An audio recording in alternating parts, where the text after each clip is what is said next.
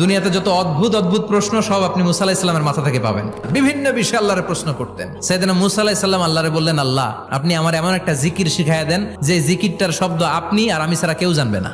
দিনে রাতে সব সময় এই জিকির আমি করব, আপনারে ডাকবো, কিন্তু শর্ত হলো এই জিকিরটা জানবে শুধু আপনি আর জানবো শুধু আমি। আল্লাহ বললেন, মুসা পড়ো লা ইলাহা ইল্লাল্লাহ। মুসা আলাইহিস সালাম কয়, মাবুদ এটা তো জাতীয় জিকির, সবাই জানে।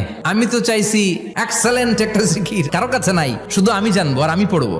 আল্লাহ বললেন, মুসা এই লা ইলাহাকে যদি এক পাল্লায় রেখে দাও, তাম বিশ্ব, 7 আকাশ 7 জমিনটারে তুলে যদি তুমি আরেক পাল্লায় রেখে দাও, লা রাজাহাত কাফাতু লা ইলাহা ইল্লাল্লাহ, মুহূর্তের মধ্যে লা ইলাহার পাল্লা ভারী হয়ে যাবে। ও মুসা, তুমি যতই এক্সক্লুসিভ জিকির চাও, লা ইলাহার চেয়ে দামি জিকির আমার কাছে নাই।